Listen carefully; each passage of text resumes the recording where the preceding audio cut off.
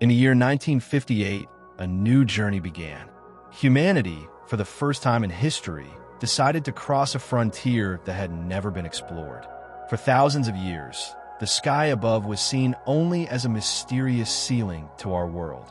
People gazed at the stars with wonder, but the edge of space itself remained a distant dream, an invisible line where the air thins into nothingness, where Earth ends and the cosmos begins. For NASA, this line was not just a poetic idea. It was a real place, a border worth studying, because hidden there were forces that could change the way we understand our planet and even our survival. Satellites drift close to this razor-thin boundary. The auroras we see dancing at night are born here, shimmering like silent ghosts. Strange bursts of energy appear and vanish in the blink of an eye, as if the Earth and space are whispering secrets to each other. When NASA began to investigate, they expected to find empty skies and faint starlight. Instead, they uncovered something far more alive, a restless, electric world where Earth and the universe are constantly in conversation. This is where our story begins. And if you're watching, I want you to pause for a moment. Look outside your window, wherever you are in the world. Maybe it's day, maybe it's night. Imagine the invisible edge of space, high above your head, where this conversation between Earth and the cosmos never stops. It is here that humanity's greatest tools of discovery, our space telescopes, open their golden eyes. One of the most extraordinary of these tools is the James Webb Space Telescope. Its story began not recently, but decades ago, back in the 1990s. At first, the dream was simple. Build a telescope for about $1 billion. Launch it by 2007. Let it reveal the heavens. But space has its own timeline, and this dream soon turned into a long, twisting road. Problems appeared one after another. Technical challenges, financial struggles, unexpected setbacks. Engineers had to start again and again, redesigning, rethinking, never giving up. It was like chasing the horizon, always just out of reach. Years passed. Delays grew longer. Costs climbed higher. Yet through all the frustration, the idea survived. Finally, in December of 2021, after more than 2 decades of waiting, the moment arrived. The telescope was launched into the skies, riding on a rocket, carrying the hopes of generations of scientists and dreamers. Humanity held its breath as the James Webb Space Telescope, or JWST, began its journey. But its work did not begin immediately. In space, patience is everything. Over the months that followed, the telescope slowly unfolded like a flower opening its petals. Its giant sun shield stretched wide, thin and silver, as large as a tennis court. Its golden mirror spread open, piece by piece, like the delicate wings of a butterfly. Every movement had to be perfect, for even a small mistake could end the mission. And so, humanity waited again, watching from Earth as this machine, so fragile and yet so powerful, prepared itself for the task ahead. The telescope is enormous, about the weight of a school bus, 6,500 kilograms. Its mirror is 6 times larger than the one on the Hubble Space Telescope, giving it the power to catch light from the faintest corners of the cosmos. But what makes James Webb truly special is not its size. It is its eyes. Unlike Hubble, which sees mostly invisible light, Webb is designed to see in the infrared, a kind of light invisible to human eyes. Why is this important? Imagine a galaxy so far away that its light has been stretched by the expansion of the universe. That light, once bright and visible, has now shifted into the infrared. With ordinary telescopes, it disappears into darkness. But Webb can see it clearly. With this gift, it can look farther back in time than any telescope before it, back to when the first galaxies were born. Infrared vision also allows Webb to see through dust, the thick clouds that hide stars in the process of being born. To Hubble, these places look like shadows and fog. To Webb, they are clear landscapes full of detail. In this way, the two telescopes do not compete, but instead work together. Two sets of cosmic eyes, one seeing the universe in visible light, the other revealing what lies hidden behind the veil. So what does Webb see when it looks out into the cosmos? Let's begin our journey. slowly, calmly, step by step, moving from the nearby regions of our own galaxy to the very edge of the knowable universe. Our first stop is a breathtaking place known as the Cosmic Cliffs. This region lies within the Tarantula Nebula, about 7,600 light-years away. Here, the telescope shows us towering walls of gas and dust, rising 7 light-years high, so vast that our entire solar system would look like a grain of sand beside them. From a distance, it looks like a mountain range, sculpted not by wind and rain, but by the fierce radiation and winds of newborn stars. This is a nursery of creation.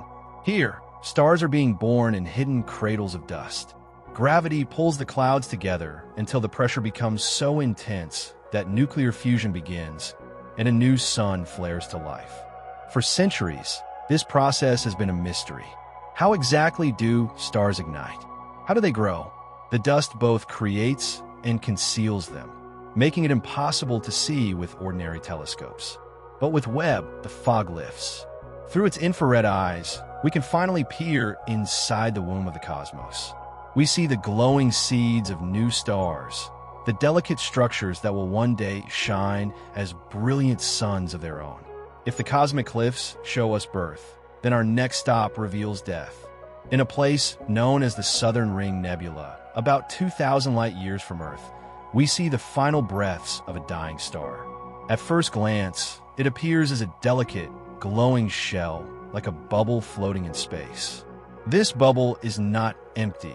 It is made of the outer layers of a star, cast off into the cosmos as the star nears its end. For centuries, astronomers called these planetary nebulae because through their small telescopes, they looked like planets. But in truth, they're the opposite of life. They are the signs of a star's fading. Yet, in this death, there is beauty. The material expelled will drift through space, and in time, it will join with other clouds of dust and gas. It will form new stars, new planets, and perhaps even the seeds of life itself. Webb's clarity allows us to see not just the glowing shell, but the stars at its center, a pair locked in a delicate dance. Their gravity stirs the nebula into swirling shapes, painting the sky with cosmic art. Step by step, we journey outward. Beyond our own galaxy, we come to a place called the Tarantula Nebula. Its vast clouds spread out like the legs of a spider across the heavens. Astronomers study it because it resembles the universe during a time long past, a time known as the cosmic noon, when stars were being born at the fastest rate in history. Looking at the Tarantula Nebula is like looking back in time, seeing how the universe once was when it was alive with furious creation. And farther still, we reach a group of galaxies called Stephan's Quintet. Here, for galaxies are locked together, bound by gravity, slowly merging into one. It is a cosmic dance of unimaginable scale, a dance that will last millions of years. Their collision releases waves of heat and dust, a storm of creation and destruction all at once. The image Webb gives us is not just a snapshot, but a mosaic made from nearly 1,000 smaller pictures, each one carefully woven together to show the full grandeur. And then, beyond even these, Webb shows us its first deep field, an image of a tiny corner of the sky, so small that if you held a grain of sand at arm's length, it would cover it. Yet in that tiny patch, there are thousands of galaxies. Each one is home to billions of stars, countless worlds, and endless mysteries. Some are stretched and bent, their light distorted by the gravity of galaxies lying closer to us, an effect known as gravitational lensing. Among these galaxies lies one of the oldest ever seen, a faint red whose light has traveled for more than 13 billion years. This is almost as old as the universe itself. To see it is to look back to the dawn of creation, to glimpse the moment when the first galaxies began to shine. And yet, this is only the beginning. Webb captured this image in less than half a day. Imagine what it will find as the years unfold, as it peers deeper, longer, and with greater precision. The secrets of the universe are finally within reach, waiting to be discovered. In the quiet depths of the night sky, far beyond the reach of our eyes, lies a cluster of stars that has fascinated astronomers for decades. Among them, one star in particular has carried with it a story full of mystery and discovery. Today, we know it as Pismis 24-1. At first, this star was cataloged simply by its HD number, just one more bright point in the heavens. But astronomers soon realized that what they were looking at was not just one single light, but rather something far more complex. They found that the star should actually be separated into two distinct objects. The brighter one that kept the name Pismis 24-1, and a dimmer companion nearby, now called Pismis 24-16. These two sit within a glowing cradle of gas and dust known as NGC 6357, a brilliant nebula often referred to as the War and Peace Nebula because of its striking appearance in photographs. For a long time, this nebula was well known, but the small cluster of stars hidden inside, called Pismis 24, remained unnoticed until 1959. It wasn't until years later, in 1973, that astronomers looked more closely and carefully studied the cluster. They discovered 15 individual stars within it, and of those, 12 were judged to truly belong together as a family, bound by gravity. The brightest member of the group was numbered first, and so it became Pismis 24-1. At first, scientists believed it might be a single, unbelievably massive star, one so large and bright that it would challenge our very understanding of how stars could form. Early guesses suggested it could be a supergiant many hundreds of times more massive than our own Sunday. But as telescopes improved and techniques advanced, a different and more intricate picture began to emerge. It turned out that Pismis 24-1 was not just one star at all. Careful observations revealed it was actually a pair of stars orbiting each other, what astronomers call a spectroscopic binary. These are pairs so close together that no telescope can separate them visually. Instead, their existence is betrayed by the tiny shifts in their light, the spectral fingerprints that move back and forth as the stars circle one another. This discovery was a turning point. What had seemed like an impossibly gigantic star was, in fact, a partnership of two very hot and very bright suns. And the surprises didn't stop there. More detailed imaging showed that even this was not the whole story.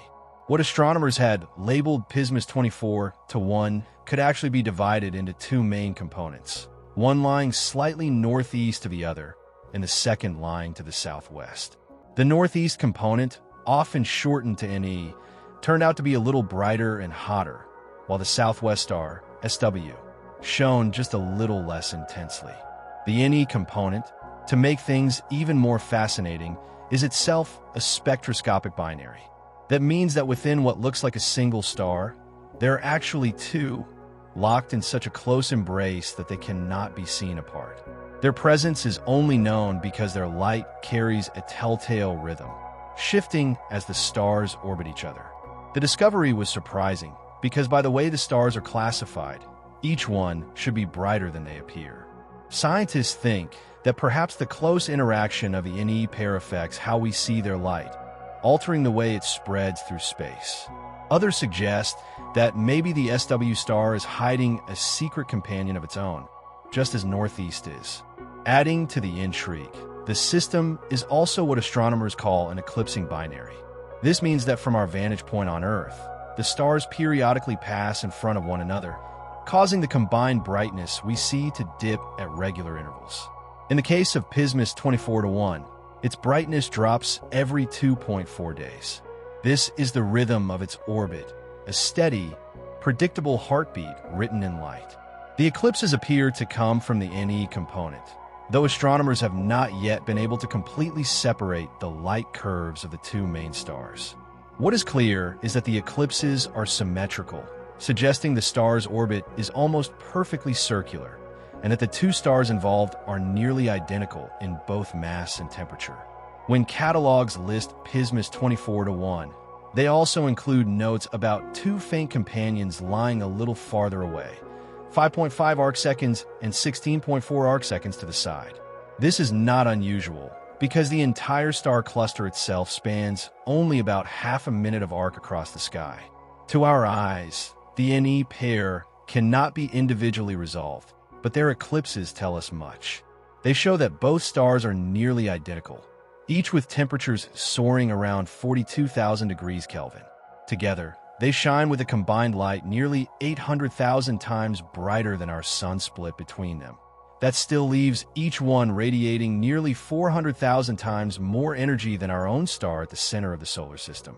Their spectrum, the breakdown of their light into colors, shows them as rare, massive O-type stars, specifically O3.5 if stars, blazing with intense nitrogen emission lines. And since no individual signatures of two stars are seen, it is thought that they both share nearly the same type. Taken as one object, their combined mass would be around 74 times the mass of our Sun individually. They are a little less, but still staggeringly heavy. To make things even more dramatic, the system produces powerful X-rays, thought to be generated by the fierce collision of the stellar winds blowing from these giant stars. The SW component, on the other hand, seems to be a single star of its own, an O4-type giant burning at about 40,000 degrees Kelvin. Its light also carries the fingerprints of nitrogen, silicon, and helium, showing just how extreme the conditions on its surface must be. This star shines with around 650,000 times the Sun's luminosity, has a radius roughly 17 times larger than the Sun's, and weighs in at around 66 times the Sun's mass. Even though its classification calls it a giant, that doesn't necessarily mean it's old. Hot O-type stars like this can appear as giants in their spectra even while they are still very young, still burning hydrogen in their cores. Their intense internal convection and powerful stellar winds shape their outer layers, giving them giant-like features even in the prime of life. In the early days, before all these details were known, astronomers thought Pismis 24-1 might be a single star weighing over 300 times the Sun's mass. That would have made it larger than theory says should even be possible for a star to form naturally. But with better telescopes and improved models, those estimates began to fall. The discovery that it was not a single behemoth, but rather a complex system of multiple stars brought its total mass into a range that fits comfortably within what astrophysicists expect from ordinary processes of star formation.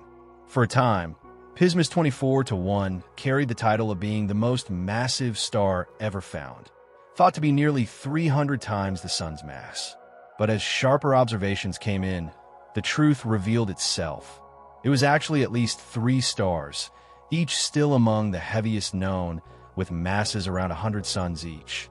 This remarkable system lies at the heart of the star cluster Pismis 24, which itself is part of a much larger cosmic nursery, the Great Nebula NGC 6357.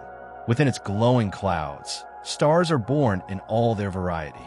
Some are still in their infancy, hidden inside dense clouds of dust where they slowly gather material.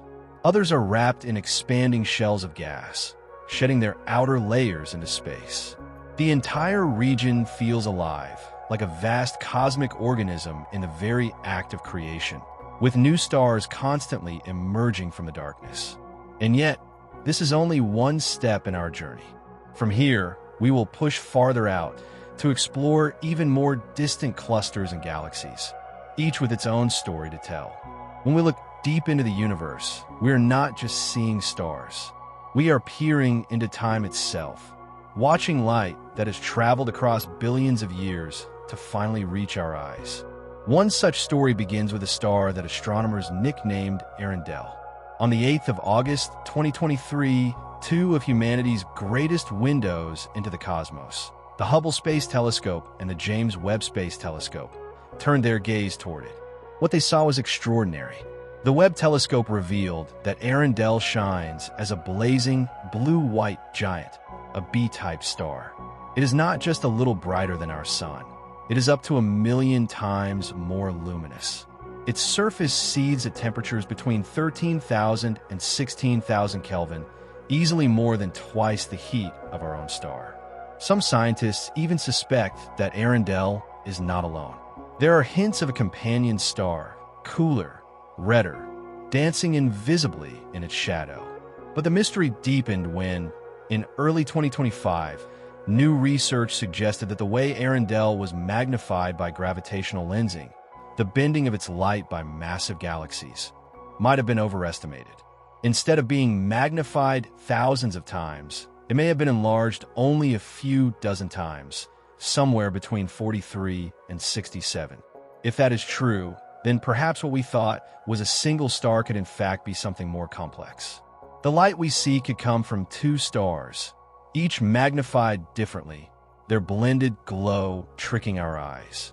What we do know for certain is that Arundel's light began its journey nearly 13 billion years ago, just 900 million years after the Big Bang. That light traveled across expanding space, stretched to a redshift of 6.2, before finally arriving here on Earth.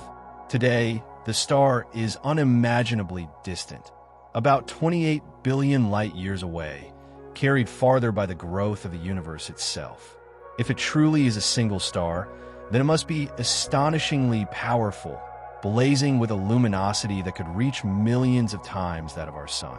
But if there are two stars, one burning fiercely at 34,000 Kelvin and another glowing more gently at around 9,000 Kelvin, then the puzzle only grows more fascinating. From this ancient star, we turn back closer to home, into the deep reaches of our own solar system. Imagine sailing past the familiar worlds, step by step, further and further outward. First, we leave behind the rocky planets, tiny, scorched Mercury, cloud-shrouded Venus, our vibrant Earth, and dusty red Mars. Then we journey past the swirling gas giant Jupiter, the largest planet of them all, and the ringed beauty of Saturn.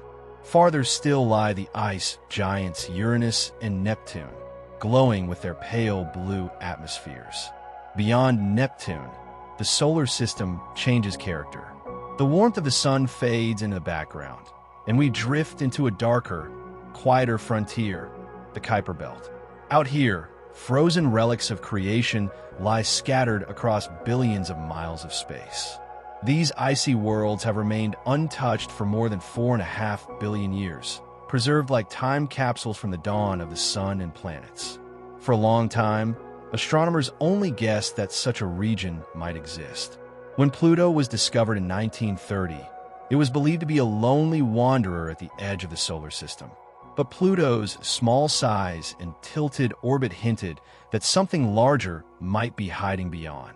Then, in 1951, Gerard Kuiper proposed that an entire belt of icy bodies must exist just past Neptune. It would take decades before telescopes powerful enough could prove him right. Finally, in 1992, astronomers spotted the first Kuiper belt object, 1992 QB1, confirming the theory at last. From then on, it became clear that Pluto and its moon Charon were not solitary outliers, but members of a vast frozen population. Since that discovery, thousands of Kuiper Belt objects have been found. To picture its place in our solar system, imagine our journey continuing outward. Between Mars and Jupiter, we cross the asteroid belt, a thin band of rocky leftovers from the birth of the planets. But unlike the asteroid belt, the Kuiper Belt is far larger and far colder. It begins about 30 astronomical units from the Sun, 30 times the Earth-Sun distance, and stretches out to around 50 astronomical units. Within this frozen ring lie dwarf planets like Pluto, Haumea, Eris, and Makemake, along with trillions of icy fragments, some only a few kilometers across, others hundreds of kilometers wide. Most of these objects are rich in frozen water, methane, and ammonia. They are far apart, on average 10 million kilometers between neighbors, yet they share a common history. Long ago, Neptune's gravity prevented them from coming together into a planet, scattering them into this wide, donut-shaped ring instead. In many ways, the Kuiper Belt is the solar system's deep freeze, a place where the past is preserved almost perfectly. But even this region is not the outermost frontier. Beyond the Kuiper Belt lies the scattered disk, where icy bodies are thrown onto long, stretched paths, some reaching nearly 1,000 astronomical units from the Sun. And beyond, even that lies the most mysterious structure of all, the Oort cloud. The Oort cloud is a vast, spherical shell of icy fragments surrounding the solar system like a ghostly bubble.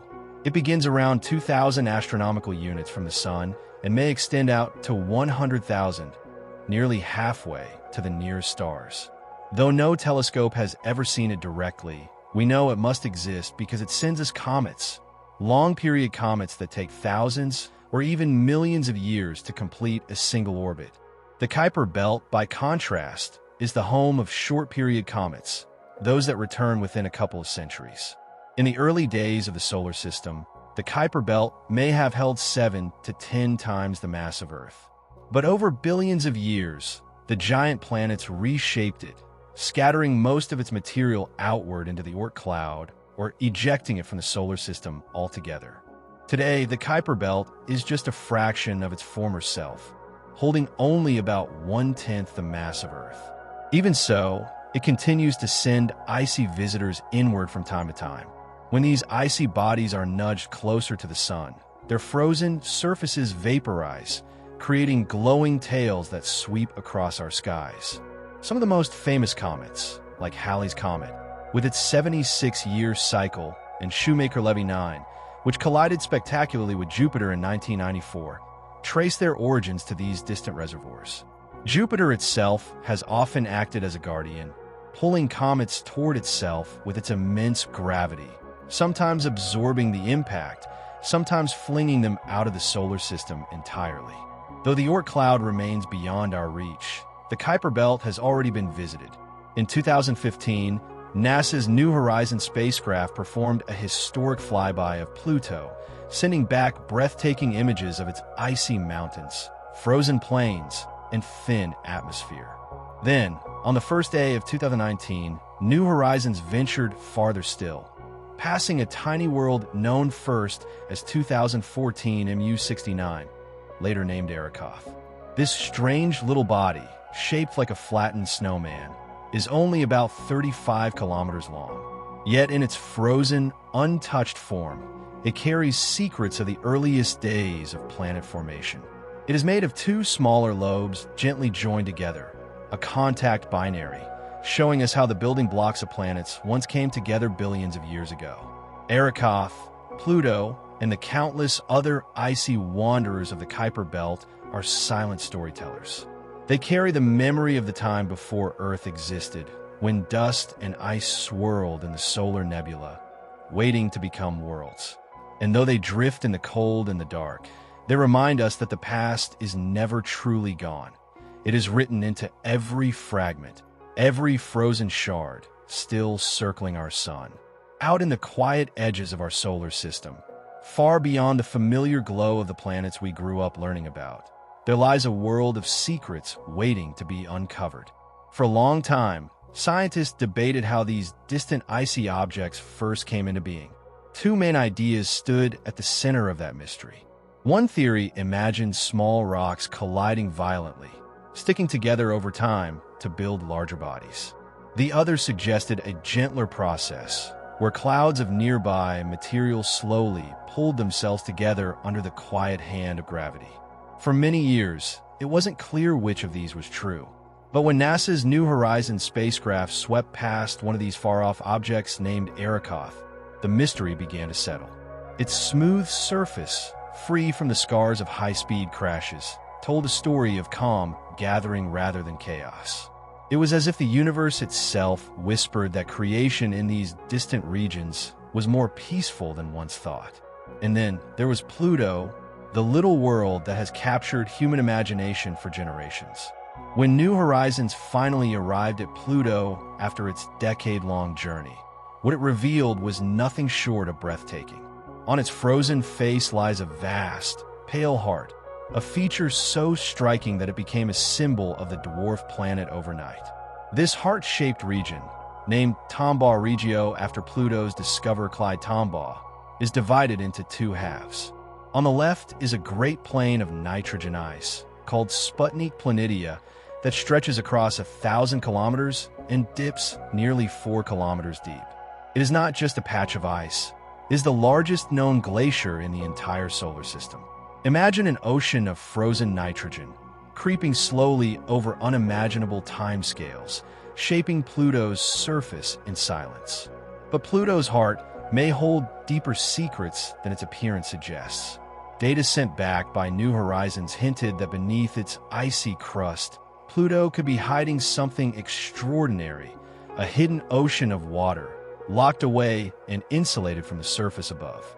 If true, it would mean that even in the freezing reaches of the Kuiper Belt, the ingredients for something remarkable, perhaps even life, might still linger in unexpected places.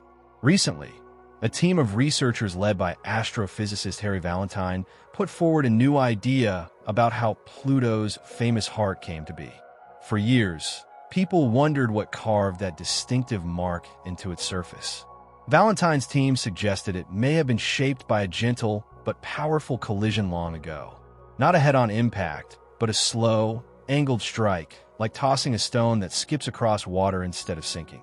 Imagine a water balloon skimming across pavement before bursting, leaving a long splash mark instead of a neat circle. In much the same way, a wandering object may have struck Pluto at just the right angle to carve out the western side of its heart. The thought that one of the most iconic features in our solar system may have been born from such a delicate accident makes Pluto feel even more mysterious, as though it was a cosmic scar that also happens to look like a symbol of love. Pluto wasn't the only wonder revealed by New Horizons. Its largest moon, Charon, turned out to be just as fascinating. Charon's surface bears a massive scar, a tectonic belt that wraps around its equator like an ancient wound. This colossal feature suggests that once, long ago, Charon may have hidden an ocean of its own beneath its crust. Over time, as the ocean froze and expanded, it may have cracked the moon's surface open, leaving behind the rugged scars we see today.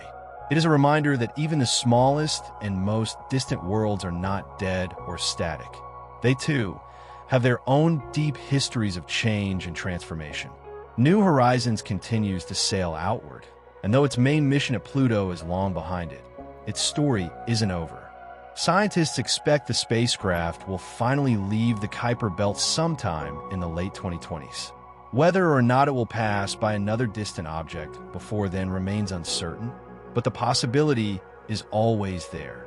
Meanwhile, tools like the James Webb Space Telescope are already peering into the Kuiper Belt from afar, studying the chemistry and surface features of these icy relics of creation. Perhaps one day in the distant future, humanity will land a probe on one of these frozen worlds or even bring back a piece of their ancient matter to Earth. Until then, the Kuiper Belt remains a silent frontier, a frozen wilderness where secrets of the early solar system still wait to be discovered. But our journey does not end here. Long before New Horizons, back in the late summer of 1977, two other explorers were sent into space on a mission that would become one of the most remarkable adventures in human history. These were not astronauts in silver suits, but two small robotic spacecraft, Voyager 1 and Voyager 2. Their task was simple in description but extraordinary in ambition: to fly past the giant planets and reveal them to us in detail for the very first time. No one could have imagined just how far their journey would take them.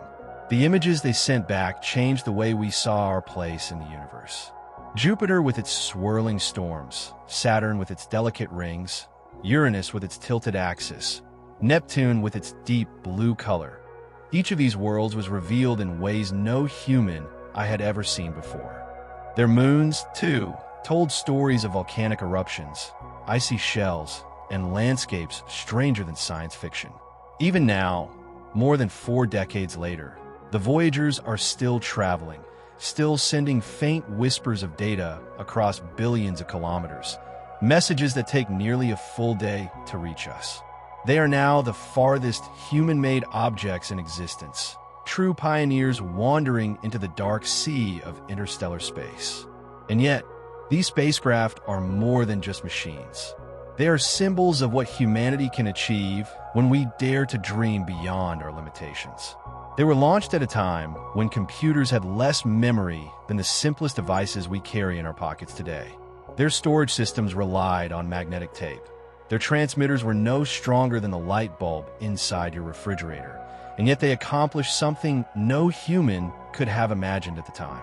They were designed for just 5 years of work, and yet, more than 40 years later, they still endure. The secret to their survival lay in their design. Built with redundancy in mind, each Voyager carried instruments with backups, thrusters that could remain untouched for decades before being called into service, and power systems fueled by the slow decay of plutonium. Even as their strength faded, they adapted, shutting down heaters and instruments one by one to save energy. Yet, to the amazement of engineers, many instruments kept working long after their heaters were switched off, surviving in temperatures colder than anyone thought possible. Their journey is not just about technology, though. It is about perspective. Shortly after launch, Voyager 1 turned its cameras back toward Earth and captured a simple but powerful image. Our planet, alongside its moon, floating as two small specks in the vast darkness. That image reminded us of our fragility, our unity, and our place in the cosmos.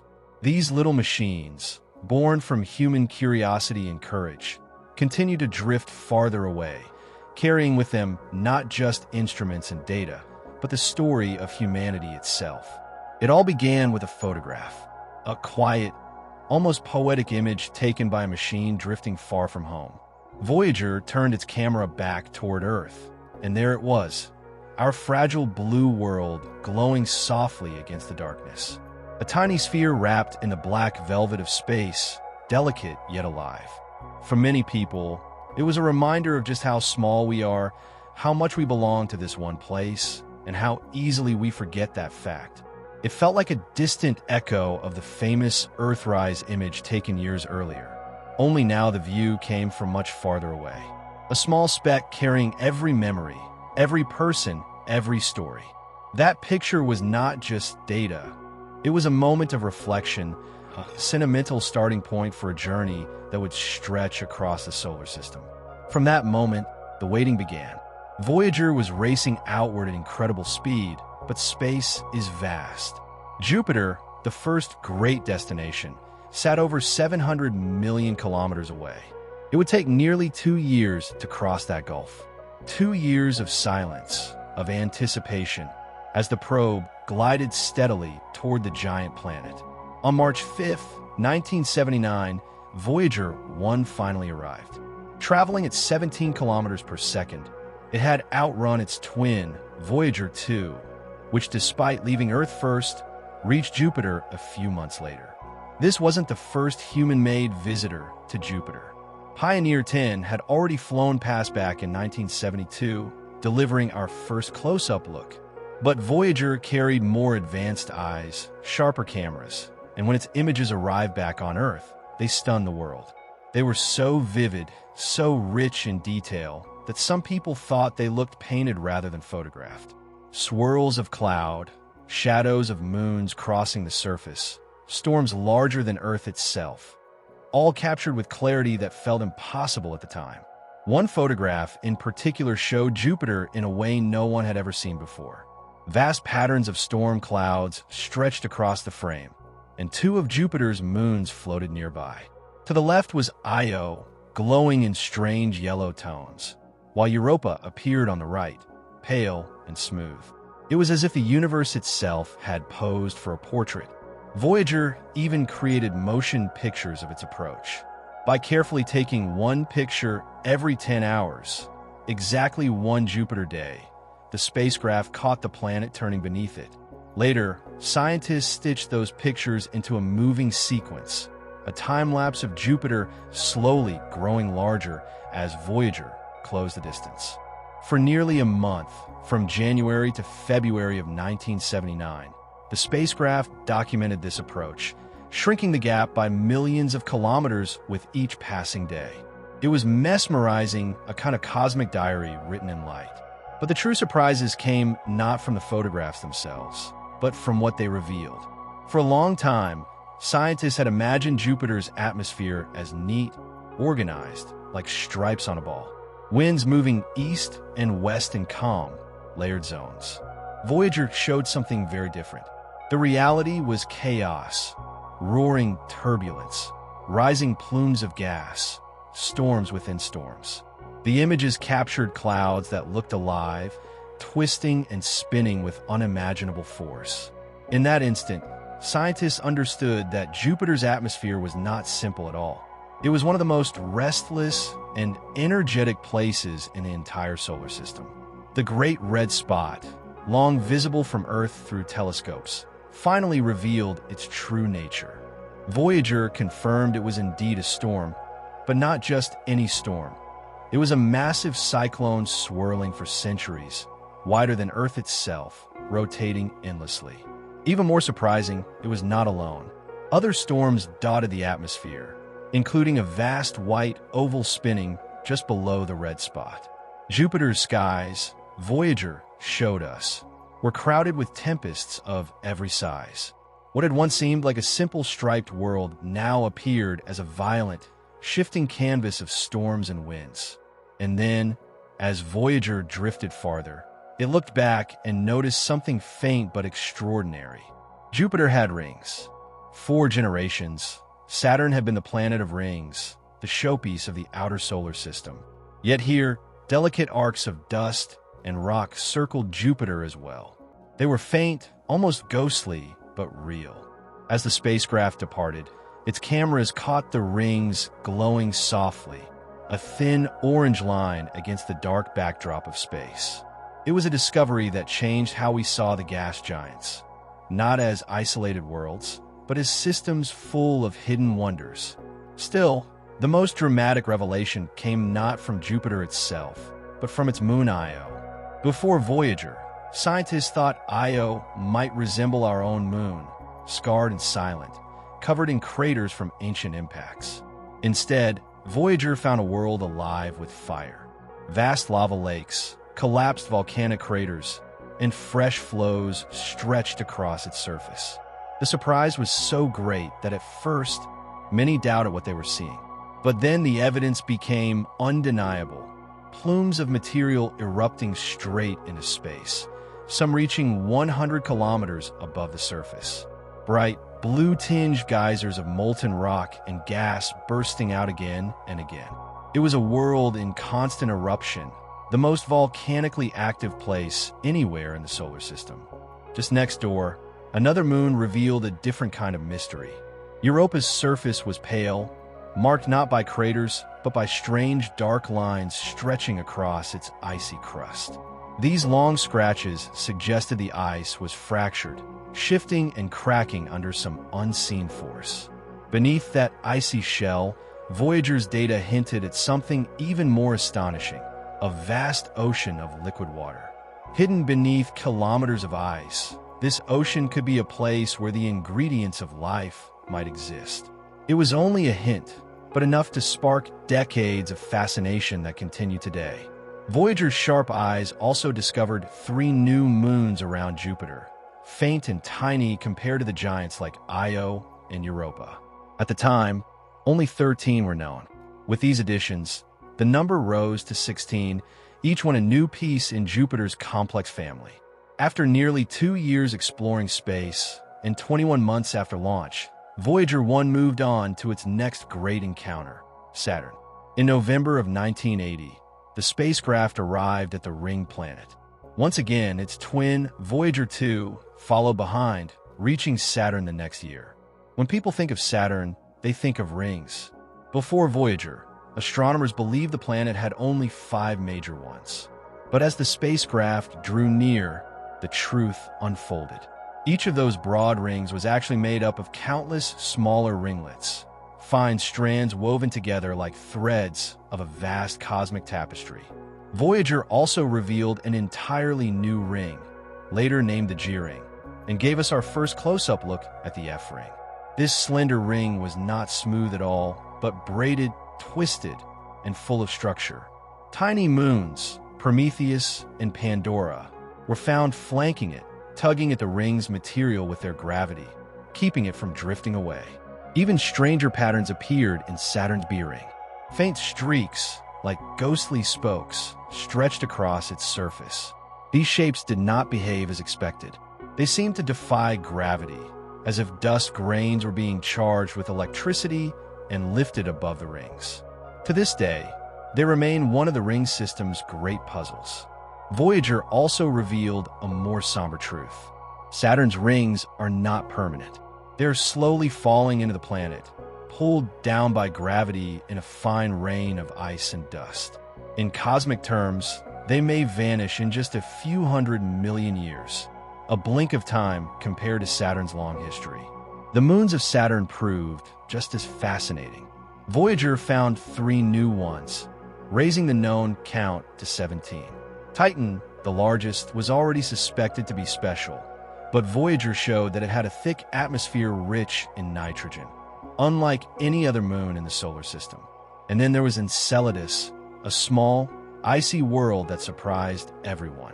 Voyager caught sight of faint plumes rising from its surface, jets of water vapor shooting into space.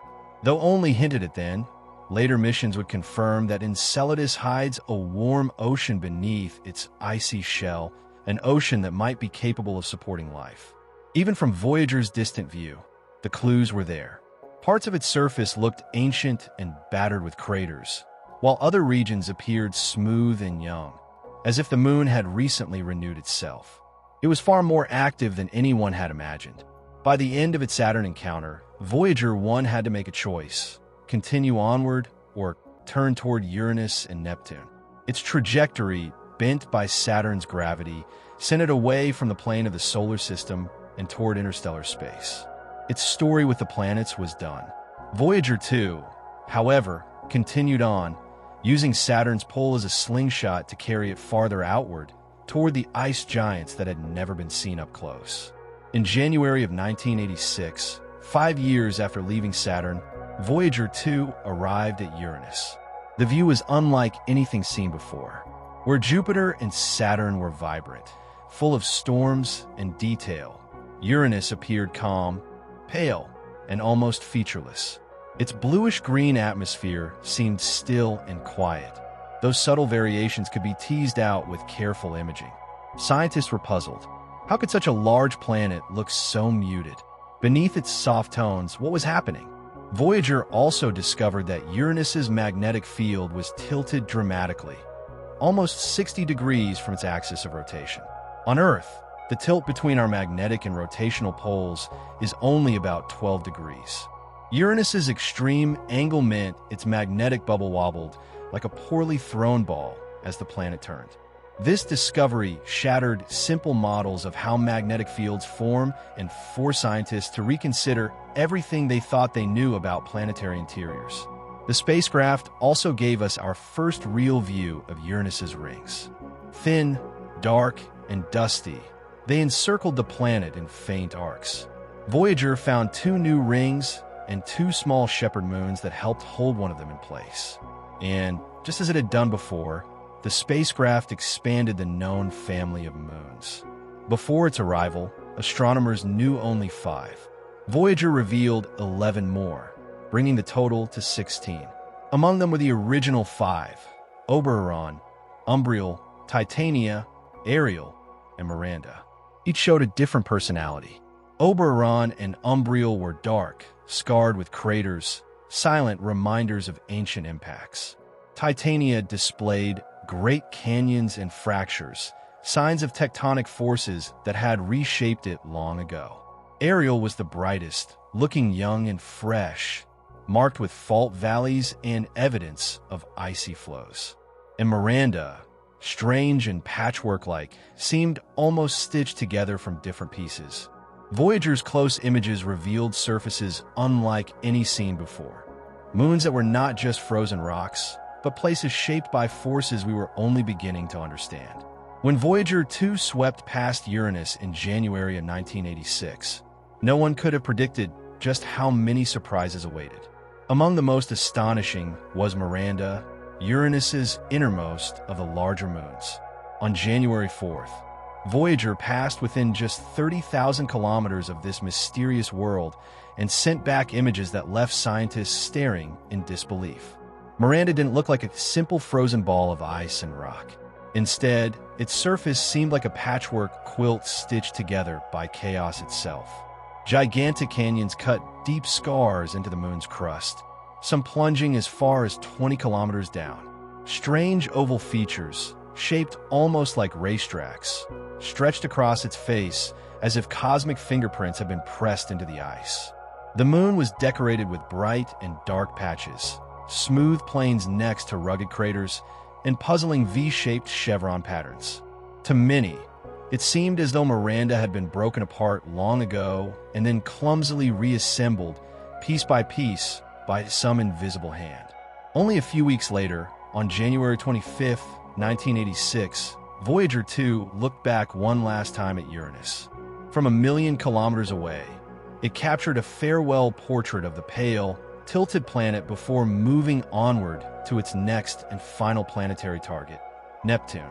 The spacecraft pressed forward, racing across the solar system at nearly 54,000 kilometers per hour. For more than 3 years, it traveled through the emptiness of space until, at last, in August of 1989, Voyager 2 reached its destination.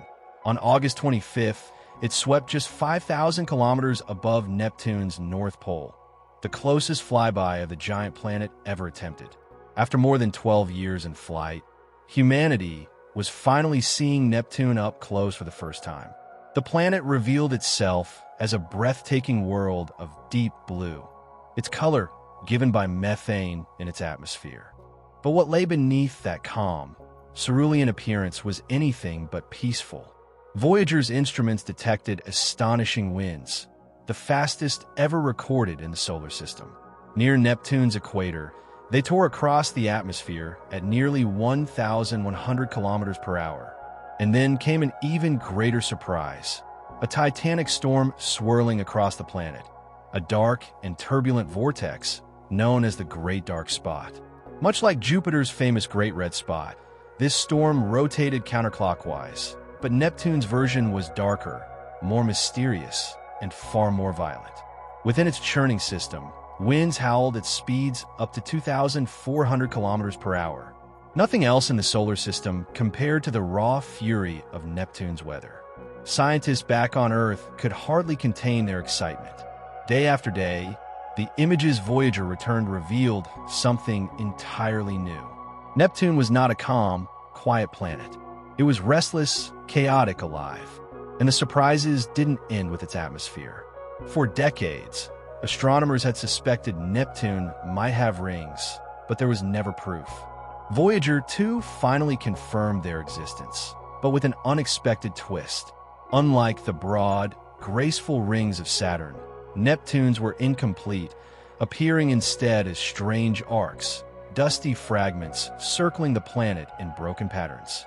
How these arcs remained stable and why they hadn't dispersed into space became one of Neptune's enduring mysteries. And then came Triton, Neptune's largest moon, and one of the strangest worlds Voyager would ever encounter. Triton is a frozen land, colder than any other known body in the solar system. Yet, despite its frigid surface, it was anything but dead.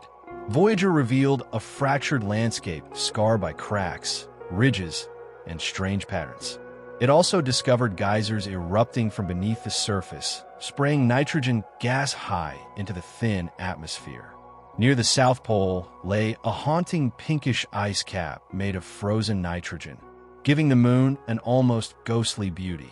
Dark streaks stretched across the surface, perhaps the marks of cryovolcanoes, volcanoes that erupted not lava, but ice. As if that wasn't enough, Voyager also discovered 6 new moons orbiting Neptune.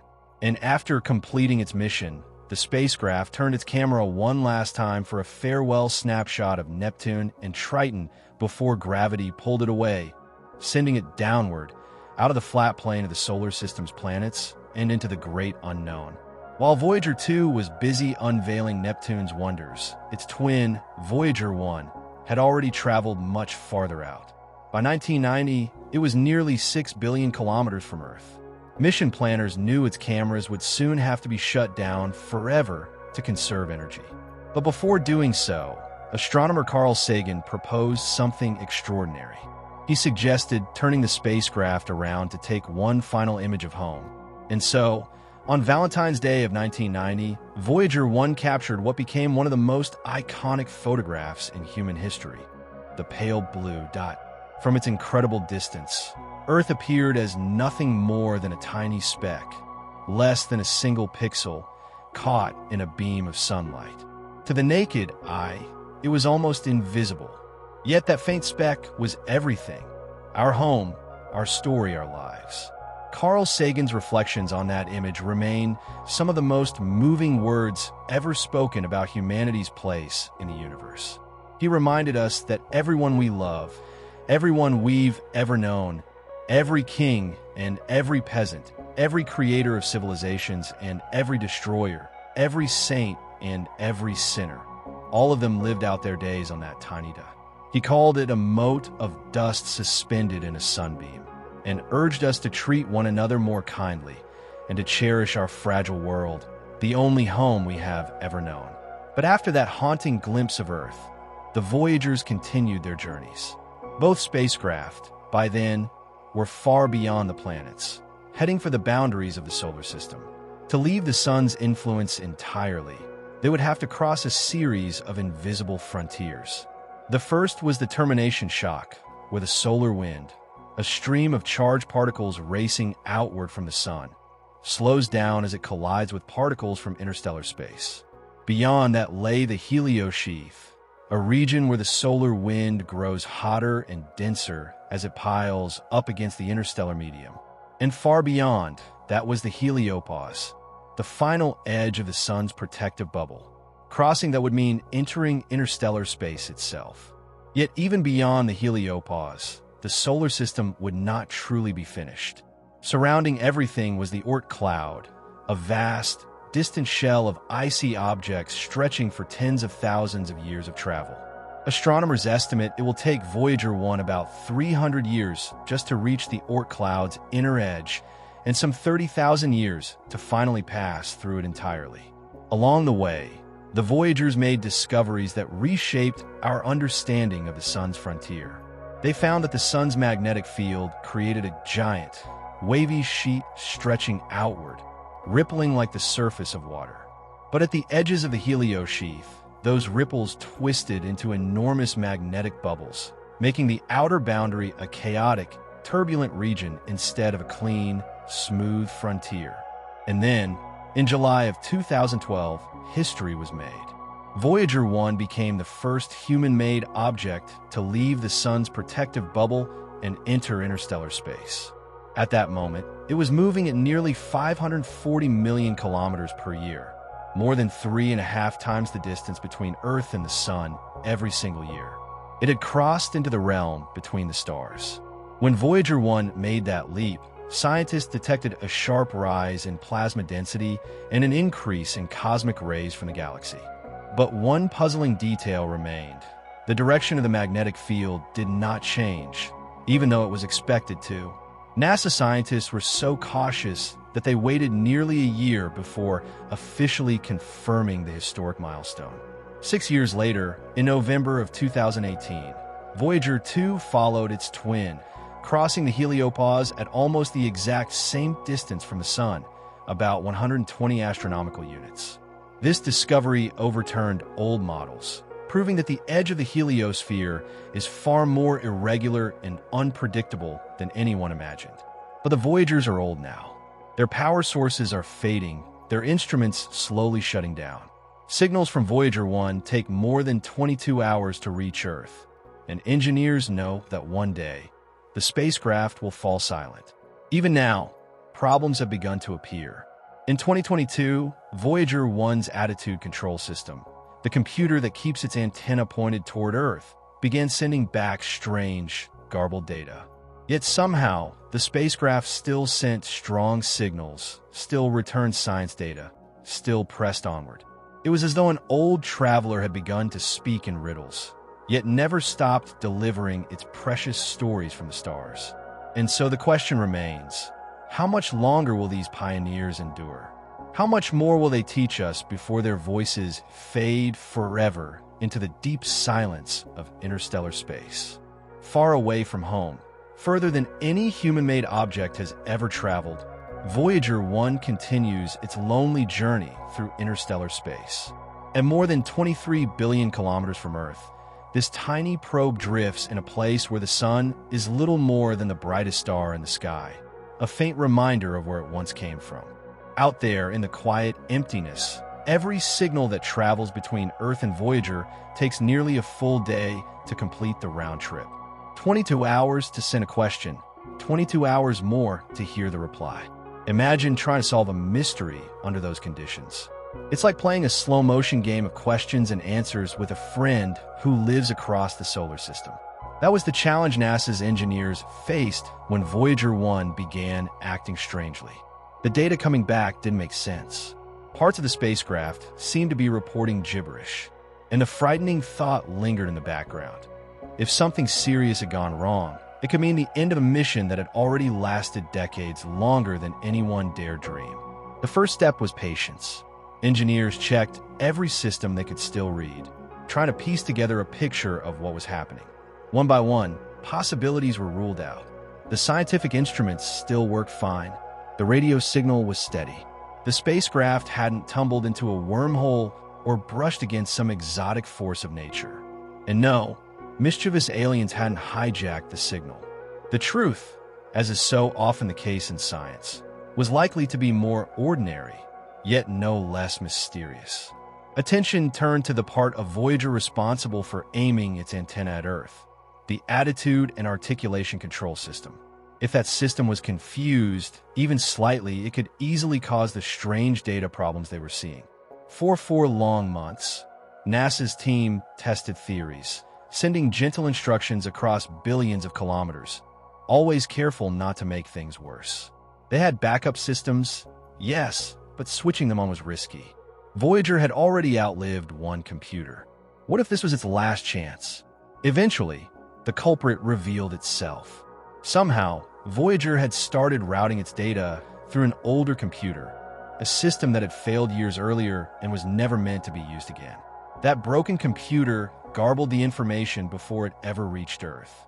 The fix, when it came, was surprisingly simple. Tell Voyager to stop talking through the broken system and use the healthy one again. After months of silence and suspense, the correction worked. Slowly, the spacecraft's voice grew clear once more, though it took weeks before everything felt normal again. But space has a way of reminding us that every victory is temporary. Not long after, another problem appeared. In 2023, Voyager 1's flight data system developed its own fault, cutting off the stream of valuable information. For months, engineers struggled, slowly coaxing it back into cooperation. By June of 2024, the spacecraft was speaking properly again. Yet, just as one sibling faltered, the other faced a crisis of its own. Voyager 2, traveling on a different path through interstellar space, suddenly went silent in July 2023. A simple mistake, a routine command that turned its antenna just 2 degrees away from Earth, was enough to sever communication across the entire void. Imagine that feeling. The shock of realizing a small shift, less than the width of your hand held at arm's length, had cut off all contact with a spacecraft 19 billion kilometers away. The only hope was to shout as loudly as possible from Earth. At a massive radio facility in Australia, engineers sent a powerful signal, telling Voyager 2 to turn its antenna back toward home. And then, all they could do was wait. 37 long hours passed, filled with doubt and anticipation, as the signal crawled across the cosmos. Then, finally, a faint but steady reply arrived. Voyager 2 was alive, listening, and once again facing Earth. Relief washed over the entire team. For a moment, the silence of space had felt permanent, but against the odds, contact had been restored. One day, though, the silence will come for good. Whether from a final malfunction, an error too great to repair, or simply the exhaustion of their power supplies, both Voyagers will eventually stop talking to us. That ending is certain. And yet, even when their voices fade, their journeys will continue. They will keep drifting unhurried through the vast star fields of the galaxy. Voyager 1, for example, will pass near a star in the constellation Camelopardalis in about 40,000 years.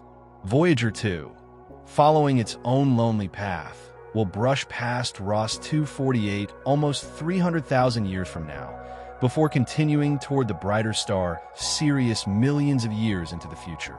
By then, Earth itself may be gone, its civilizations forgotten, its languages silent. And yet, two tiny messengers will still carry whispers of who we were. Each Voyager holds a golden record, a cosmic time capsule etched with greetings in 55 languages, music from across cultures, sounds of animals, thunder, oceans, even the laughter of children. To any who might one day discover them, they're a gift, a quiet introduction from a small planet circling an ordinary star. And so, while we continue listening, we are reminded that our connection to Voyager is more than technical, is deeply human. These spacecraft are symbols of our curiosity, our persistence, and our longing to reach beyond the horizon. Saying goodbye will be bittersweet, but perhaps their story is not the end. Perhaps it is only the opening chapter in a much longer saga of exploration. Which brings us to an even greater question, one as vast as the universe itself. Is there any boundary we can never cross? Imagine, for a moment, that we solved our greatest limitation, the speed of light. Suppose we could journey faster than that ultimate barrier, racing toward the very edge of existence. What will we find? Would the cosmos stretch on forever, with galaxies repeating endlessly like reflections in a hall of mirrors? Or could we somehow loop back, arriving at the very place where we began, trapped within a cosmic circle? The answer lies in understanding the shape of the universe. Scientists tell us there are three broad possibilities. The universe may be flat, spherical, or hyperbolic. Each possibility paints a different picture of reality. Each has implications so strange that they challenge the limits of our imagination. To begin, picture a flat universe. Here, straight lines stay straight forever. Parallel lines never meet, and space stretches endlessly in every direction. It is simple, almost boring, but deceptively powerful. In such a universe, infinity truly means infinity. No matter how far you travel, there's always more space ahead. Interestingly, our day-to-day experience of the night sky feels consistent with this. Stars and galaxies appear to lie in straight lines, not on vast curves. But what if the universe is not flat at all? Imagine instead that space curves inward like the surface of a sphere. In this case, parallel lines are impossible. Eventually, all paths intersect. Travel far enough in one direction, and without ever turning around, you would eventually come back to your starting point. It's like living in an ancient video game, where walking off one side of the screen brings you back on the other. And then there's the third possibility, a hyperbolic universe, where space curves outward. Here, lines that begin parallel race apart, diverging more quickly the farther they go. Space itself expands so rapidly that it defies our everyday intuition. Imagine walking through a doorway only to find two new doors waiting for you on the other side. Each of those leads to two more, and so on, multiplying endlessly. In such a universe, infinity becomes something greater than infinity itself. These models are not just theoretical. They connect directly to what we observe. Within galaxies, gravity is strong enough to bind stars together. But on larger scales, something strange emerges. Galaxies are not just drifting, they are racing apart. Every galaxy we observe is moving away from every other. To explain this, scientists invoke a mysterious force they call dark energy. But perhaps the geometry of the universe itself, hyperbolic at its core, provides the answer. Even now, with our most precise instruments, the truth remains elusive. Measurements suggest the universe appears flat. But could it be a delicate balance? What if space is naturally hyperbolic, endlessly expanding, while the mass of stars and galaxies curves it inward just enough to disguise its true shape? Perhaps all three models coexist, each dominating in different regions or scales of reality. The possibilities leave us both humbled and inspired. Like the flickering firelight our ancestors once gathered around, our modern telescopes push back the surrounding darkness, illuminating distant galaxies, revealing structures billions of years old. And yet, just beyond the reach of our instruments, there is always a horizon, an invisible boundary we cannot see beyond. That horizon marks the limit of the observable universe. Beyond it lies a realm forever hidden from us, because the expansion of space itself carries those regions away faster than light can return. Nothing beyond that edge can touch us, and we can never reach it. It is a wall, not of stone, but of physics itself. But sometimes, even the strongest walls show cracks. In 2008, scientists studying hundreds of galaxy clusters noticed something strange. These immense structures, spread across billions of light years, seem to be drifting in the same direction, as if pulled by something far beyond the observable edge. This unexplained motion, faster than theory predicted, became known as dark flow. What lies behind it? What invisible hand tugs at entire clusters of galaxies? The truth remains hidden, just out of reach. Yet mysteries like this are not discouragements. They are invitations, reminders that even now, after centuries of exploration, the universe still holds secrets vast enough to stir wonder in all of us. When we look out into the universe, we usually think of stars, galaxies, and the familiar sight of planets circling their suns. But every so often, science uncovers something so mysterious that it shakes the very way we think about reality itself. One of these mysteries is something called dark flow. For many people, it is an idea that feels almost unbelievable, yet comes from serious observations made by astronomers studying the farthest reaches of the cosmos. To understand dark flow, we have to begin with a mission that started back in 2001.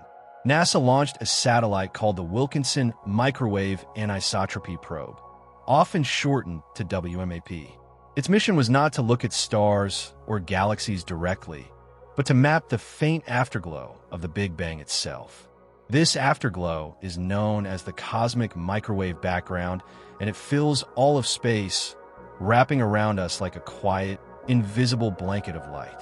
It is extremely faint, but it holds priceless information about the beginning of the universe.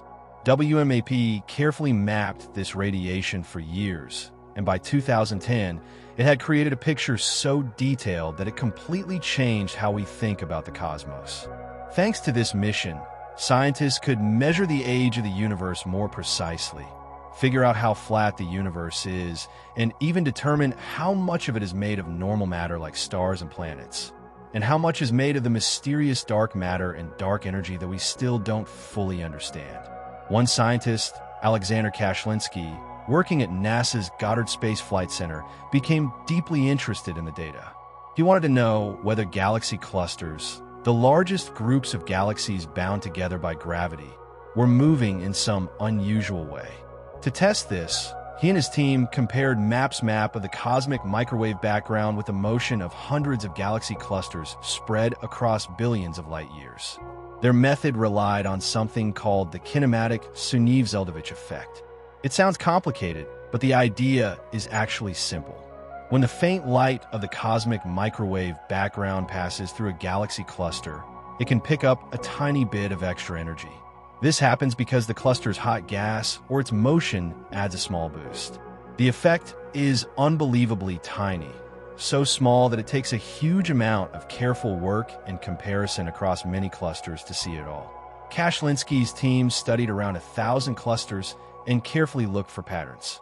What they found left everyone stunned. Instead of the clusters moving randomly in different directions, they appeared to be drifting together, like leaves carried by the same river current. This motion stretched across 2.5 billion light years of space, and the galaxies were moving at speeds between 600 and 1,000 kilometers per second. Even more mysterious was the direction they were all heading, toward a spot near the constellations Centaurus and Hydra. But when scientists looked in that direction, there was nothing obvious there to pull them. No huge galaxy, no giant cluster, nothing we could see.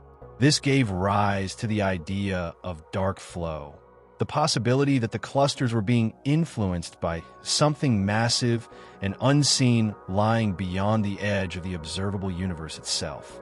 This is where the controversy begins. At first, it sounds impossible. After all, we often say that nothing beyond the observable universe can affect us. Space expands so quickly that regions beyond that boundary are forever out of reach. Not even gravity can travel fast enough to cross that expanding gap. But there may be a loophole hidden in the physics of the early universe. This brings us to cosmic inflation, a theory proposed in the late 1970s by physicists like Alan Guth. The idea came from what is known as the horizon problem. When scientists looked at the cosmic microwave background, they noticed that parts of the universe that should never have been in contact with each other looked almost identical in temperature and structure. It was as though they had once shared the same conditions before being pulled apart. Guth realized that if the universe expanded unimaginably fast right after the Big Bang, then everything could have started close together, had time to mix, and then been flung apart by a rapid expansion known as inflation. This expansion was breathtakingly fast. In less than a fraction of a second, about 10 to the power of minus 33 seconds, the universe grew by a factor of 10 to the 26th. To put it in perspective, it was like something the size of a single bacterium suddenly swelling to the size of our entire Milky Way galaxy. That sudden burst of expansion smoothed everything out, making the universe appear uniform and flat on large scales. But inflation also leaves room for strange possibilities. Before it happened, our observable patch of the universe might have been pulled in certain directions by regions of space that are now far, far beyond what we can see. If there was a particularly massive and dense part of the universe out there, it could have tugged on our region just enough to set a slow drift in motion. When inflation suddenly stretched space, that heavy region was flung away beyond our sight. Yet the motion it started never stopped. The galaxy clusters would still be drifting in that direction today, carried by what seems like a cosmic current. This is one possible explanation for dark flow. But not everyone agrees. For dark flow to exist, there would need to be a huge amount of unseen mass beyond the edge of our observable universe, something much larger and denser than our current models allow. That conflicts with one of the main reasons inflation was proposed in the first place, to explain why the universe looks smooth and even everywhere we look. If dark flow is real, then the universe might not be as uniform as we thought. It might only appear that way within our small, local patch, while beyond our horizon, things could be far more uneven. That possibility is unsettling. It would mean that our understanding of the cosmos is only a tiny piece of a much stranger whole. The second challenge is whether dark flow exists at all. Kashlinski's team believes the evidence is real. But when the Planck satellite, launched in 2009, gathered even more detailed data on the cosmic microwave background, another group of scientists found no trace of dark flow. They studied the same effect across 1,000 clusters, but reported no unusual drift. Kashlinski and his team re-examined the Planck data and argued that the signal is still there, hidden in the noise. The debate remains unresolved, and until stronger proof appears, many scientists lean toward the simpler conclusion that dark flow might just be an illusion created by the limits of our data. Still, whether dark flow is real or not, the mystery invites us to imagine. What if there are immense structures beyond what we can see, ancient regions of space so massive they tugged on our young universe before being swept out of sight by inflation? If that is true, then our universe is far larger and stranger than we can possibly grasp. And even if dark flow is only an illusion, the very attempt to measure it shows how far human curiosity can reach. We look across billions of light years, searching for patterns, asking questions about things we may never touch, and still daring to believe that answers are possible. As we drift further into the story of the cosmos, it's comforting to remember that mysteries are not barriers. They are invitations. Even if dark flow turns out not to exist, the search for it may lead us to other discoveries, new ways of understanding the universe. Every time science shines light into the darkness, the shadows only move a little further away, showing us that there is always more to explore. And while scientists wrestle with the vast puzzle of dark flow, they also look closer to home, studying planets orbiting stars far beyond our solar system. These planets, called exoplanets, are rewriting what we thought we knew about how worlds form and what kinds of places might exist in the galaxy. The discoveries made in recent years are as surprising as any cosmic current, and they remind us that wonder can be found both near and far.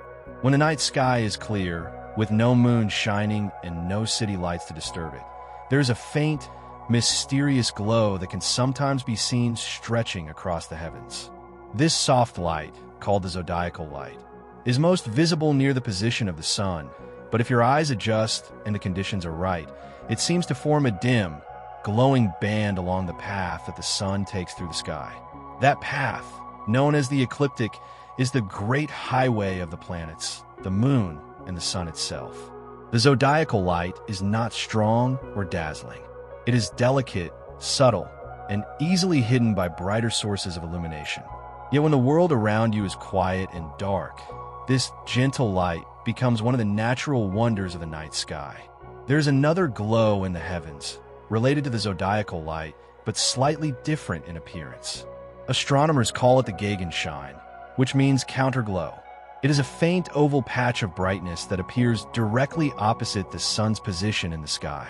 Like the zodiacal light, it too comes from sunlight, bouncing off fine dust scattered through space.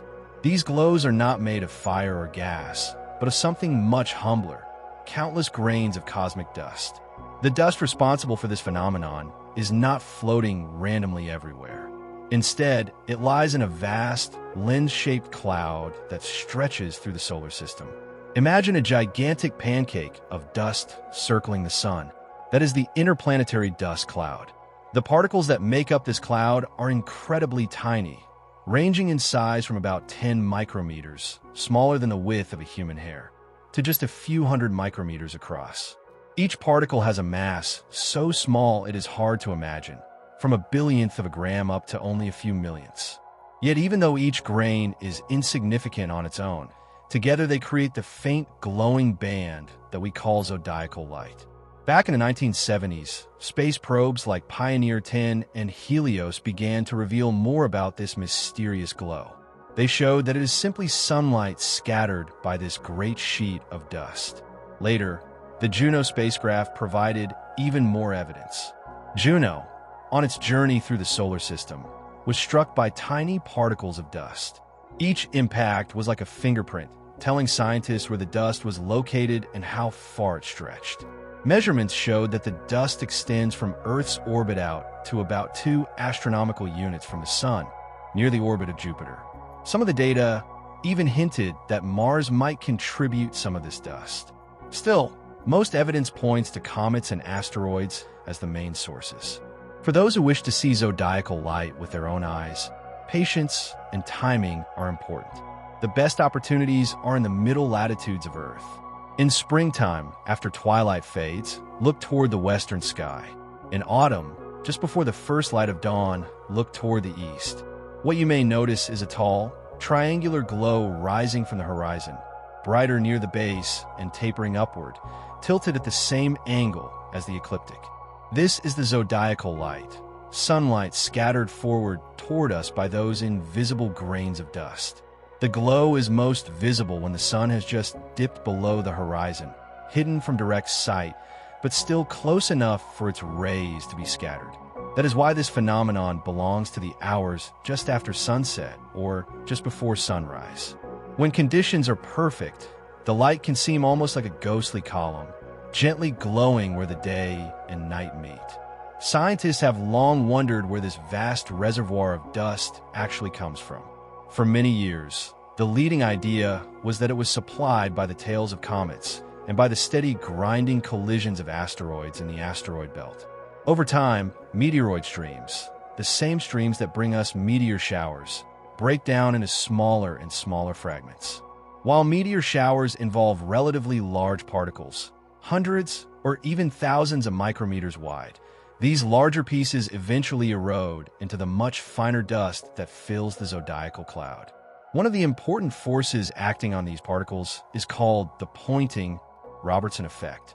This effect slowly pulls dust grains into more circular paths around the sun, while also causing them to spiral gradually inward. In other words, dust does not remain where it is forever. It drifts, it shifts, and eventually it falls closer to the sun. Because of this slow inward migration, the zodiacal cloud would eventually disappear if no new dust were added. There must always be a fresh supply, and that supply comes mainly from comets and from the shattering of asteroids. When particles become very small, less than 10 micrometers, they cannot survive long in the inner solar system. The pressure of sunlight itself pushes them outward, carrying them away. But before they're lost, new dust is added, keeping the glow alive. The process is like a slow, endless cycle of renewal. Interestingly, dust clouds like this are not unique to our solar system. Astronomers have detected similar clouds around other stars. These exozodiacal clouds, as they are called, are important because they can both hide and reveal. On one hand, they create background light that can make it harder to detect faint planets around distant stars. On the other hand, the very existence of these clouds may be evidence that planets are present, since planets often disturb comets and asteroids, sending fresh dust into the system. In 2015, the Rosetta spacecraft gave us one of the clearest answers yet about the origins of this dust. Using its instruments, scientists confirmed that comets belonging to what are called the Jupiter family comets are the main suppliers. These comets take less than 20 years to orbit the sun, and many of them are dormant most of the time, shedding little or no material. Yet every so often, they awaken, releasing streams of gas and dust. Over long periods of time, these contributions build the Great Zodiacal Cloud. Closer to Earth, data from the Juno mission suggested that some of the dust near our orbit might indeed come from local sources, possibly even Mars. Still, most of the supply is likely linked to the restless activity of comets and asteroids. The glow of zodiacal light is, in a sense, the sunlight itself. The dust particles act as tiny mirrors, scattering the rays and sending them toward us. Because the light is just reflected sunlight, it shares the same spectrum, the same quality, and the same warm tones. The dust is spread extremely thin. To give some perspective, imagine each dust particle were the size of a small pebble, 1 millimeter across. If the entire zodiacal cloud were filled with pebbles like that, each one would still be separated from the next by about 8 kilometers. That is how delicate and sparse this vast cloud really is. The Gegenschein, the counterglow opposite the sun, is a related marvel. Here, the dust is seen fully illuminated, shining at its brightest phase angle, much like the full moon. It appears faint, subtle, and oval-shaped, and it requires very dark skies to notice. Over time, spacecraft traveling through the inner solar system have revealed that this dust is not perfectly smooth or evenly spread. There are patterns within it, bands of dust associated with particular families of asteroids or trails left behind by comets. The more closely we look, the more structure we see, like hidden fingerprints of the solar system's history imprinted in the faintest of lights.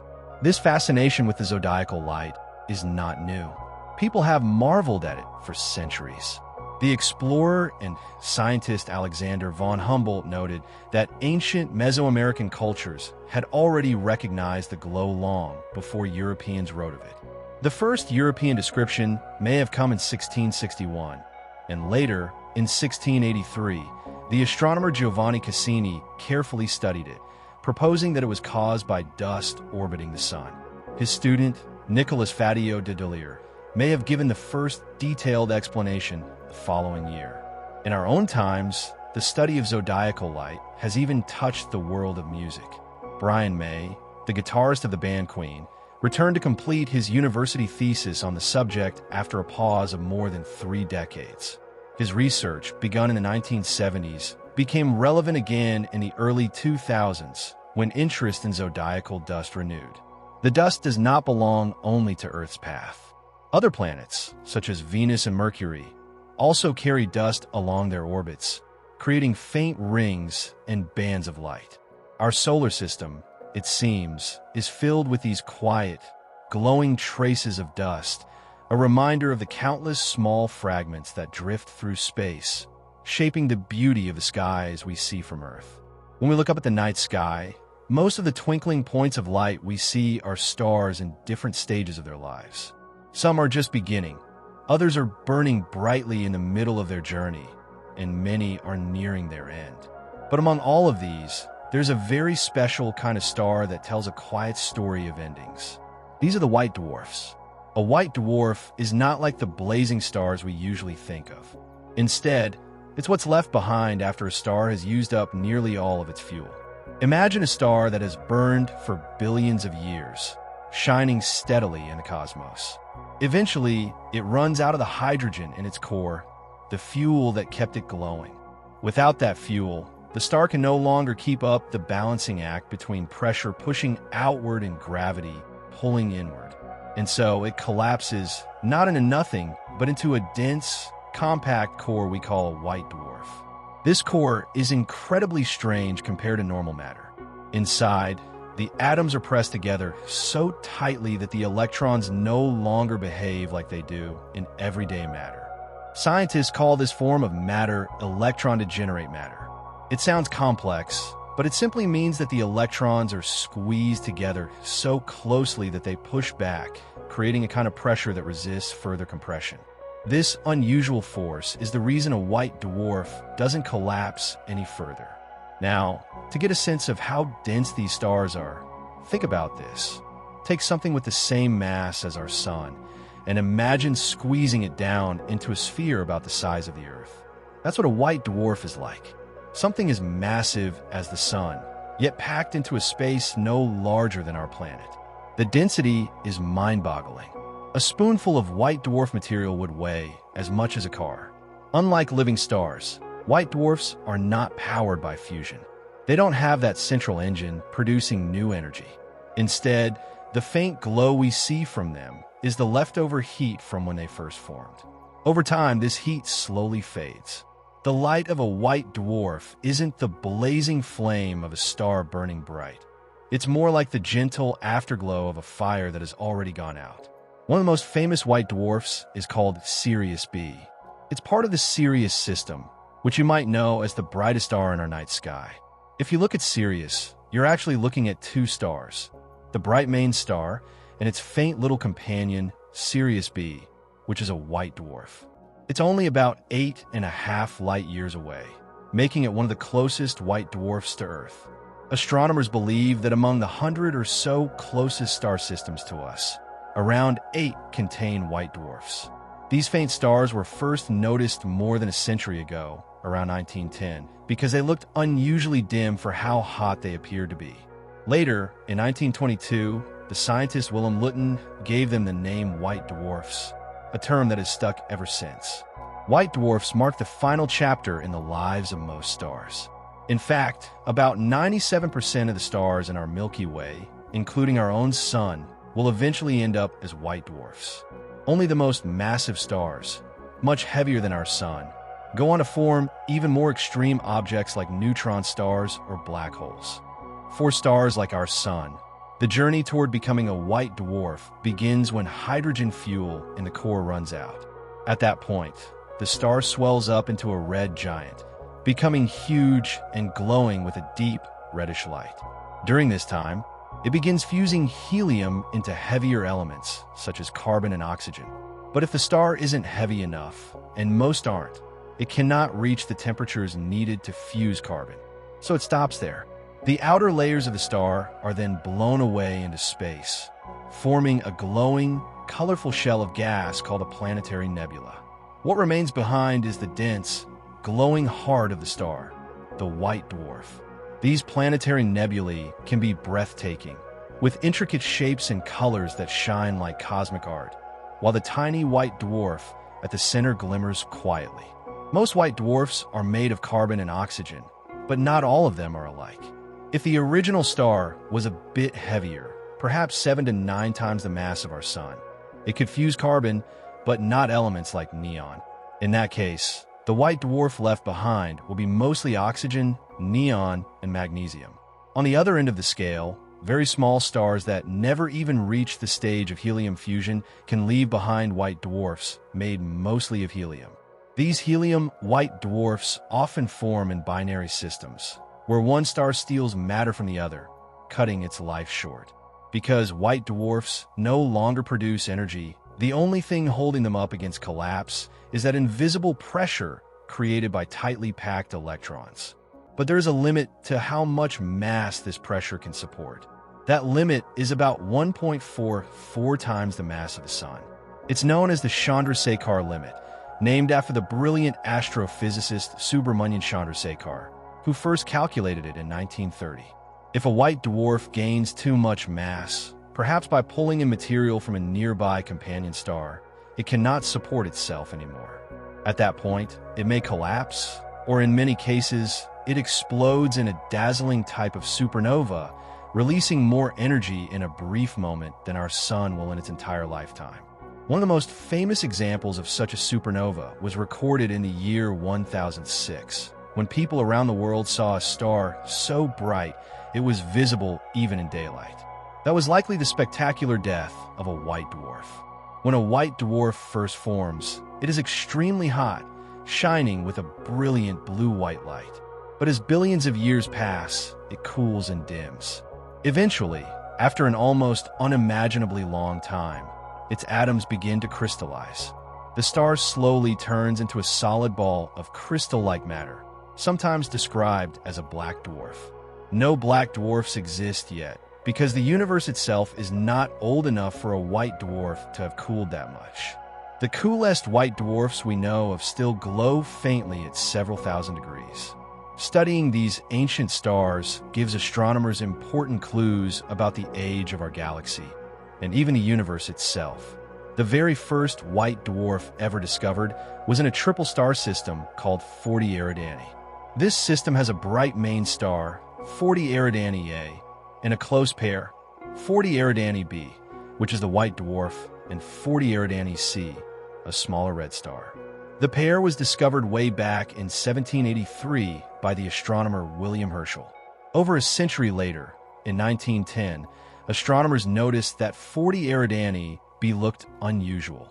It appeared white and hot, but strangely faint. Soon after, Sirius B was also identified as a white dwarf, thanks to detailed observations of its orbit around Sirius A. During the 1800s, careful measurements of star positions led scientists like Friedrich Bessel to predict that Sirius and another star, Procyon, must have unseen companions. The gravitational pull of these hidden partners caused the main stars to wobble slightly in the sky. In 1862, the hidden companion of Sirius was finally spotted through a telescope. It was Sirius B. These discoveries shocked astronomers. When scientists calculated the density of these faint stars, the numbers seemed impossible. In 1916, it was found that 40 Eridani B was tens of thousands of times denser than the Sun. At the time, it was hard to believe such an object could even exist. Later, as quantum mechanics developed, the mystery was solved. The strange densities could be explained by the behavior of electrons under extreme pressure, obeying the rules of quantum physics. Today, we know white dwarfs are among the densest forms of matter in the universe. Only neutron stars and the hypothetical quark stars are denser. A single teaspoon of white dwarf matter would weigh tons here on Earth. They remind us how strange and wonderful the universe can be, where the ordinary rules of matter no longer apply. When a star runs out of fuel, it no longer shines the way it once did. If the star is not too massive, it does not end its life in a violent explosion like a supernova. Instead, it slowly sheds its outer layers and leaves behind something small, dense, and very bright. This remnant is called a white dwarf. At first glance, these tiny stars may not look like much compared to the brilliant giants we see across the sky, but white dwarfs carry within them the deep history of the stars they once were. A white dwarf is incredibly stable, but not all of them can remain so under every condition. Scientists have spent years studying how rotation changes their behavior. When a white dwarf spins, it slightly changes shape, stretching at the middle and becoming less perfectly round. Researchers use mathematics and computer models to understand how this spinning affects the stability of these stars, because not every spinning white dwarf will last forever. The material inside a white dwarf is unlike anything we experience on Earth. It is called degenerate matter. In this strange state, the electrons are squeezed so tightly together that they cannot move freely or absorb light in the usual way. For an electron to take in a particle of light, known as a photon, it must jump to a higher energy level. But in white dwarfs, those levels are often completely full, leaving no room. This makes the star's matter unusually transparent compared to normal stars. Scientists describe this as having low opacity, which simply means light can travel through it more easily. Because light moves through them with little resistance, radiative heat transfer, the process where heat moves outward as light, is not very effective in white dwarfs. Instead, their heat is carried by conduction. And conduction works so efficiently here that the star's interior stays at almost the same temperature from the center all the way to the surface. Imagine an object that is glowing with heat but keeps nearly the same temperature inside for billions of years. That is what makes these stars so fascinating. Right after a white dwarf forms, it is unimaginably hot. The temperature inside can reach around 100 million degrees Kelvin. Over time, though, this heat slowly escapes and the star gradually cools. The coldest white dwarfs ever detected today have cores below 1 million Kelvin. That might sound cooler, but it is still much hotter than anything on Earth. Surrounding this fiery core is a delicate outer shell made of normal matter that has not been squeezed into the degenerate state. This thin layer acts like the glowing skin of the star. It radiates heat steadily, behaving almost like what physicists call a blackbody, a perfect emitter of light. Because of this thin, glowing layer, a white dwarf can shine for billions of years. Even though its energy comes only from leftover heat and not from new nuclear reactions, its brightness remains visible for a very long time, and the color of its glow changes as it cools. Some shine with a blue-white light like the hottest stars we know, while others fade into warmer tones of yellow and orange as their temperature drops. Their surfaces can be as hot as 150,000 Kelvin or as cool as just under 4,000 Kelvin. The relationship between temperature and brightness is not simple. A small increase in surface temperature means a very large increase in brightness, because luminosity grows roughly as the temperature raised to the fourth power. So, a white dwarf just a little hotter can outshine the sun by more than 100 times, while the dimmest ones barely emit 1/10,000th of the sun's light. The hottest among them even release gentle streams of X-rays, which astronomers use to study their outer layers in detail. But light is not the only thing escaping from a white dwarf. In their younger, hotter stages, they also produce neutrinos, tiny, nearly weightless particles that hardly interact with matter at all. These neutrinos stream out freely, carrying energy away at an astonishing rate. This process, known as the Urca process, cools the star faster in its first 20 million years of life. In 1952, the astronomer Leon Mestel explained something fundamental about these strange stars. Once a white dwarf forms, it has no source of new energy. Unlike active stars, it cannot fuse elements in its core. It simply radiates the heat it has stored, growing cooler and fainter with time. Because it is so small, the process happens very slowly, allowing it to shine for billions of years before fading away completely. Astronomers have carefully measured how long this cooling takes. A white dwarf with about 60% the mass of the Sun, for example, may take nearly 1.5 billion years to cool from its initial temperature down to around 7,000 Kelvin at its surface.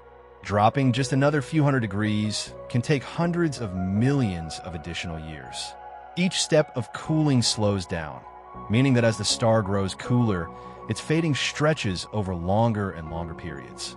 This is why most white dwarfs we observe are in the cooler ranges of temperature, between 8,000 and 40,000 Kelvin. There are more cool ones simply because stars spend more of their time at those stages. Astronomers also know that extremely cold white dwarfs below 4,000 Kelvin are rare, not because they cannot exist, but because the universe itself has not been around long enough. There simply has not been enough time for most white dwarfs to cool to such low levels. Yet, one of the coldest ever discovered, named WDJ 2147-4035, has a surface only about 350 Kelvin, roughly room temperature here on Earth. By studying how many white dwarfs shine at different brightness levels, scientists can even estimate the age of our galaxy. These stars serve as clocks, slowly ticking down as they radiate heat.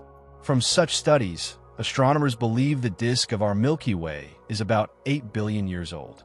In the far future, trillions of years from now, when all white dwarfs have cooled completely, they will become dark, invisible remnants called black dwarfs. None exist yet because the universe is still too young. Even in their later stages, white dwarfs reveal surprises. For those with hydrogen in their outer layers, very low temperatures trigger a process called collision-induced absorption.